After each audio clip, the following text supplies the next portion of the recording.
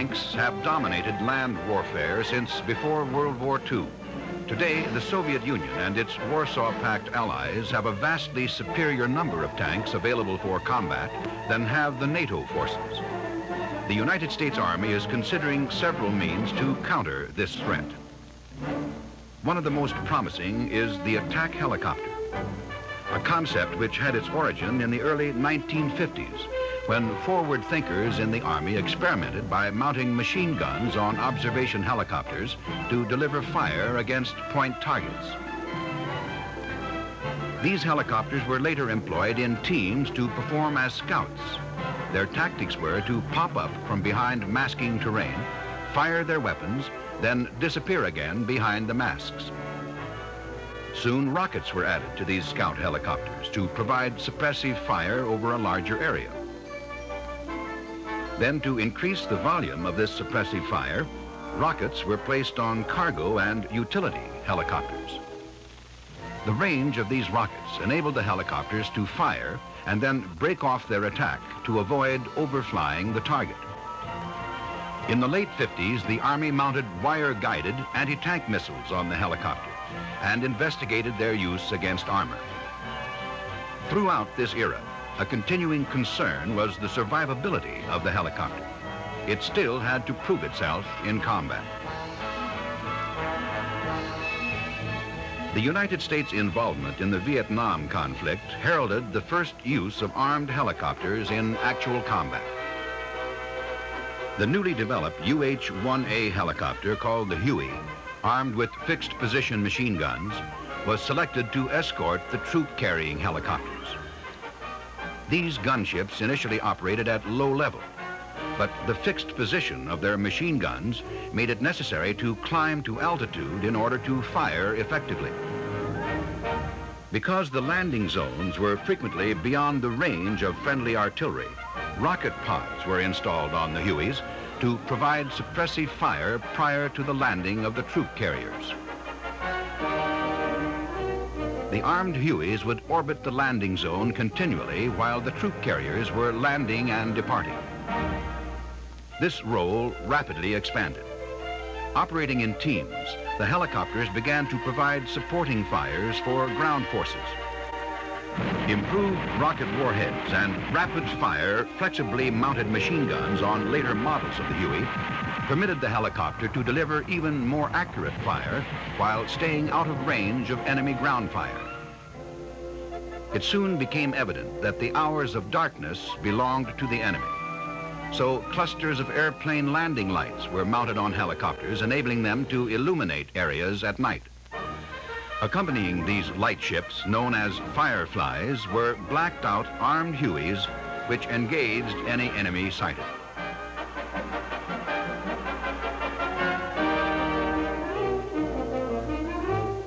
The success of these modified helicopters gave rise to the Army's requirement for a full-time attack helicopter.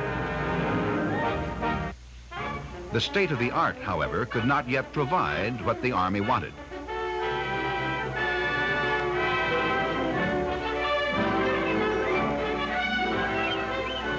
So it settled for an interim attack helicopter in the form of an improved Huey. During this period, the 11th Air Assault Division at Fort Benning, Georgia, was evaluating various tactics and techniques for using the helicopter. Many of its tactics had already been adopted by the helicopter units in Vietnam. With the redesignation of this unit as the 1st Cavalry Division Air Mobile and its subsequent deployment to Vietnam came a new era in helicopter employment.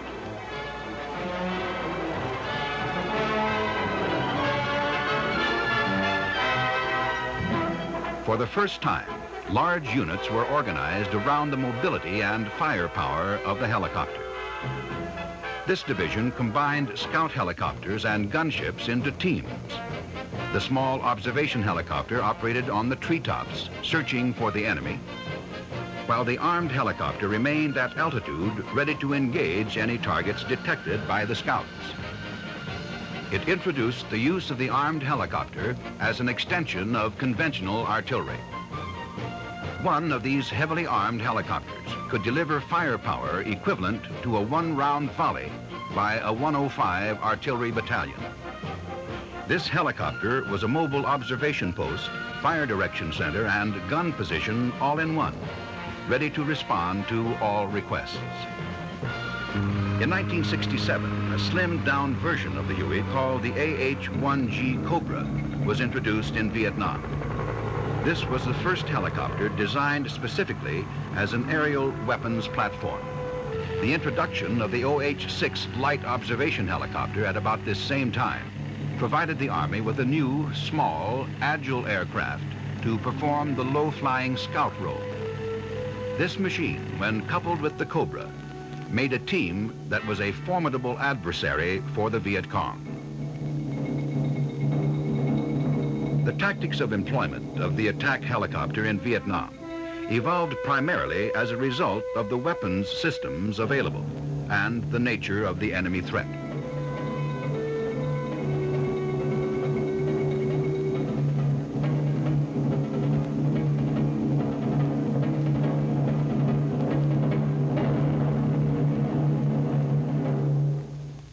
In Vietnam, the Army learned that even an armed helicopter operating alone and with unvarying tactics was vulnerable to enemy ground fire. So they operated in teams for mutual support and varied their mode of operation. The Army learned that to effectively combat the enemy, its helicopters must have a near all-weather, day and night capability. It learned the most effective employment of the helicopter in low-intensity combat was at an altitude of 1,200 feet, where it was least vulnerable to ground fire and its weapons were most effective.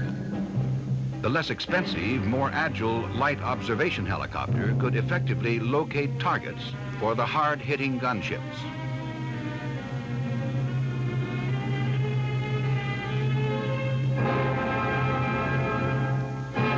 Above all, the Army learned that the helicopter could survive in a very hostile environment.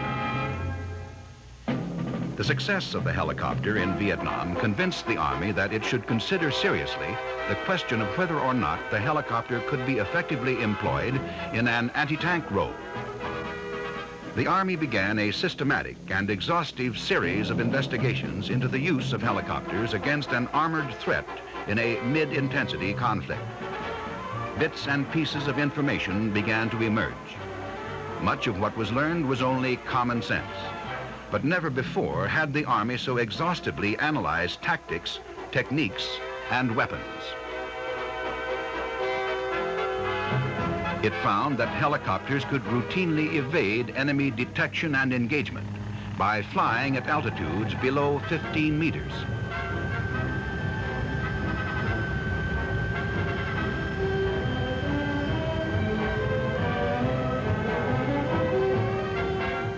It could determine the probability of achieving first-round hits with various missiles.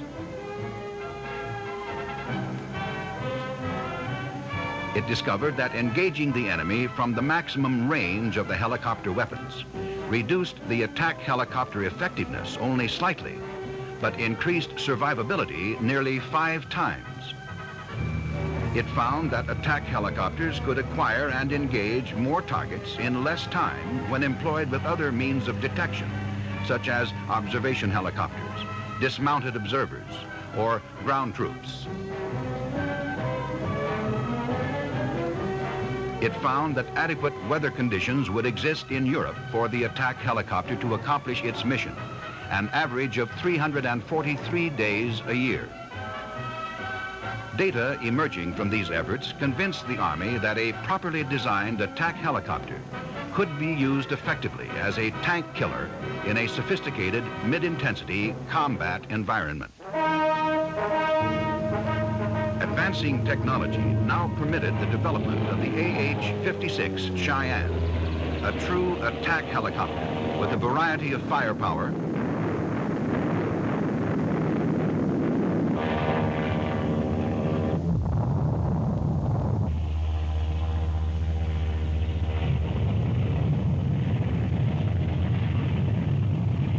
the speed to get where needed, when needed, and the agility to take full advantage of the terrain.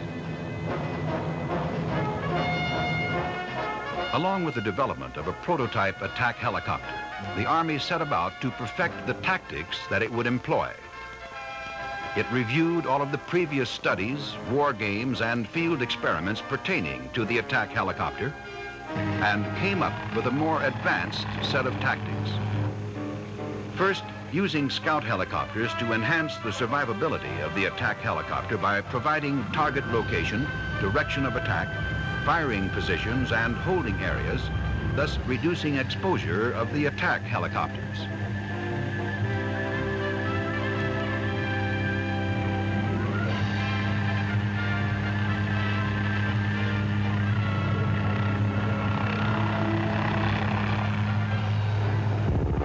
Second, maximizing the use of cover and concealment to avoid the enemy's electronic and visual acquisition means. Third, engaging the enemy from outside the effective range of his weapons. These tactics were then played in a two-sided war game. This war game reaffirmed the idea that the attack helicopter, judiciously used by a ground commander in coordination with his other weapons, can be a decisive weapon on the modern battlefield. The Army was not content to rely solely on analytical deductions. At its instrumented range in California, a field experiment is being conducted under simulated combat conditions to further evaluate tactics, vulnerability, and survivability. Currently available U.S. Scout helicopters distinctively marked to aid in identification are employed in varying combinations with present-day attack helicopters. Unfortunately, the Cheyenne is not available for this test. It is therefore necessary to use the Cobra, even though it does not have the Cheyenne's superior capabilities. These teams are pitted against an attacking enemy armored column equipped with radar and visually directed air defense systems and supported by Scout helicopters. Both sides are supported by close air support aircraft.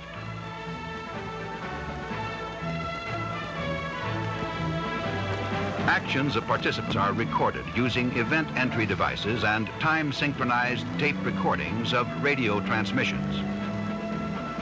Mounted on the attack helicopters and the enemy anti-aircraft weapons are cameras which are activated when the weapons are fired. Although no live ammunition is fired, the film from these cameras assists in determining successful engagements.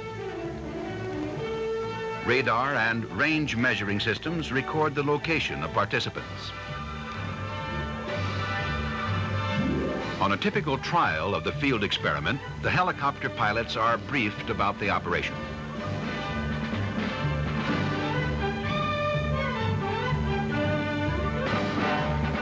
At the same time, the enemy ground forces are being briefed on their area of operations. On this particular day, the combination of aircraft used is 1 Scout and 2 attack helicopters.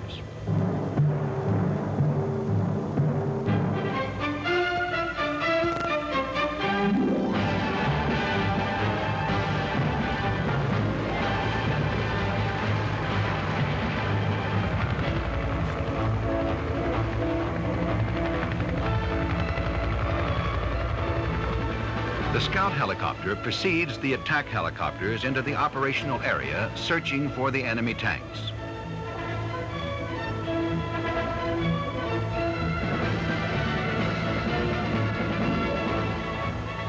The Scout pilot notes likely holding areas for the attack helicopters, which would mask them from the enemy's view.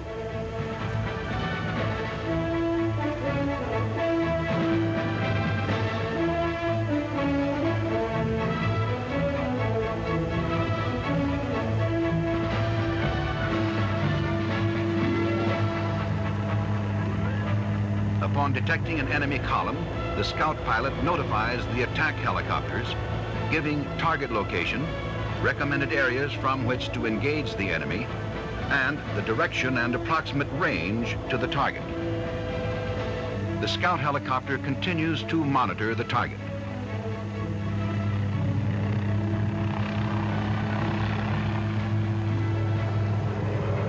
As the attack helicopters move forward, As the attack helicopters approach their attack positions, the scout helicopter moves to where it can observe for enemy aircraft, air defense weapons, and additional targets.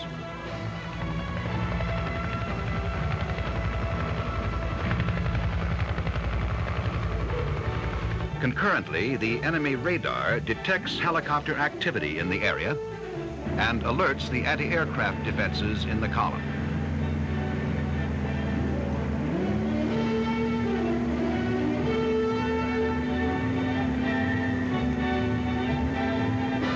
Meanwhile, the attack helicopters, using the range and direction provided by the scout, prepare to engage the enemy from behind masking terrain, rising only enough to see the target. As the pilot of one attack helicopter sights the enemy, he transmits what he sees to the time-sequenced recorder. When the simulated missile is launched, the gun camera is activated. With the current aerial weapon systems, the attack helicopter must remain exposed until its missile impacts. Meanwhile, the enemy anti-aircraft crew has sighted the helicopter as it crested the hill.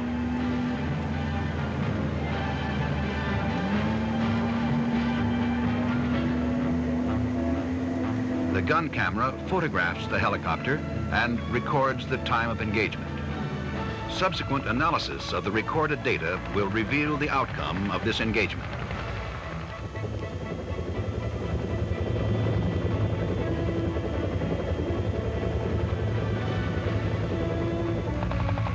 Missions are repeated using different crews, tactics, terrain, and combinations of aircraft.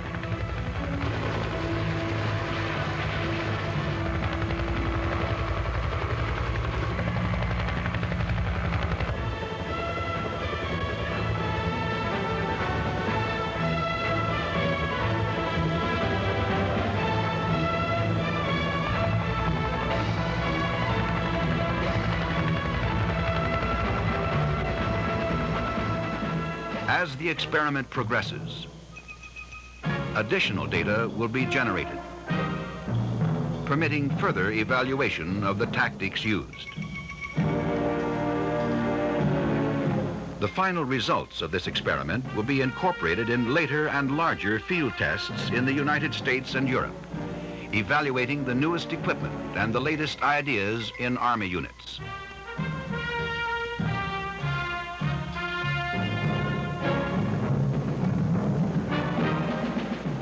The Army has learned a lot about how to use the helicopter in combat. It has conducted studies, war games, field experiments and tests, recorded the results, and checked the conclusions. This is the process, taking what it has already learned, using the equipment that it has now to simulate advanced equipment of the future, tactics and techniques necessary to counter the most sophisticated threat of a future enemy.